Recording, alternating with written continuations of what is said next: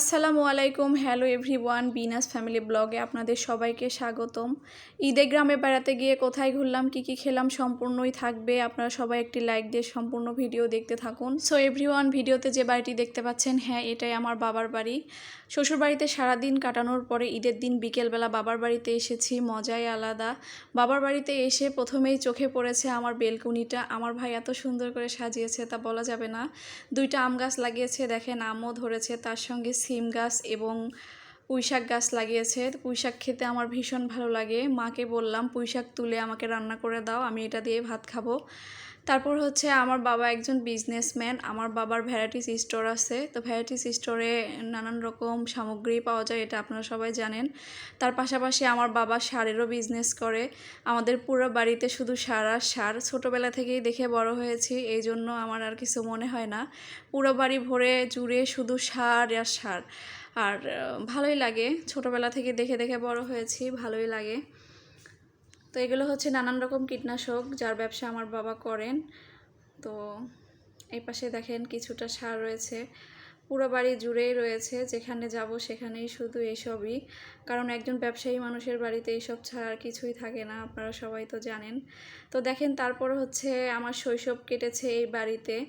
সবুজের সমারোহ দিয়ে আমার বাড়ির চারপাশ ঘেরা এবং সাথে সুন্দর একটা রাস্তা চলে গেছে। ছোট বড় সব রকমের গাড়ি আমার বাড়ির সামনে দিয়ে যায়, ভালোই লাগে। ছোটোবেলা থেকে গাড়ির শব্দ শুনে শুনে অভ্যস্ত। তো এখন দেখেন আমার বাড়ির ভিতরটা ঢুকবো। আমার বাড়ির ভিতরে ঢুকতে প্রথম রুমটাতেই আপনি পাবেন সার।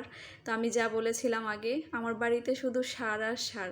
তো এই যে সবুজ বেলকুনি দিয়ে ভিতরে ঢুকতেই দেখেন কত রকমের সার এখানে রয়েছে। তো এইসব সার হচ্ছে আমার বাবা এই যে গোডাউন হিসেবে এই রুমটা ব্যবহার করে।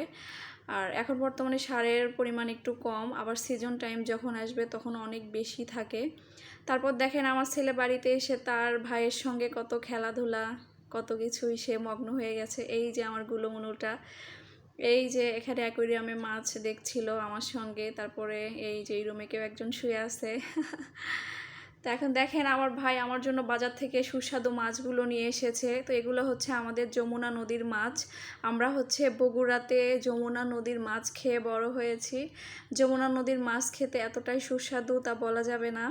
আর এইসব মাছ কে কে খেতে পছন্দ করেন অবশ্যই কমেন্ট করবেন। এসব মাছ আমার ভীষণ পছন্দ, এই জন্য আমার বড় ভাই সকালবেলা উঠে আমার জন্য মাছ নিতে চলে গেছিল। এই যে মাত্র আসলো আর আমি আমার মাকে হেল্প করে দিচ্ছিলাম মাছগুলো কাটার জন্য। কারণ আমি জানি যত তাড়াতাড়ি মাছগুলো কাটা হয়ে যাবে তত তাড়াতাড়ি আমি খেতে পারবো। আমার ভাবি রান্নার জন্য ওইদিকে আয়োজন করে নিচ্ছে, আমি ওকে বলছি তুমি সবজি কেটে নাও আর আমি মাকে সাহায্য করি মাছ কাটতে। এই জন্য আমরা মাছ দুইজনে মিলে কাটছিলাম আর ভাবি ওইদিকে পেঁয়াজ রসুন যা কিছু লাগে সব কেটে নিচ্ছিল। এই যে এটা আমার ভাই, আপনারা হয়তো সবাই চেনেন তাকে, সে খেতে অনেক বেশি পছন্দ করে।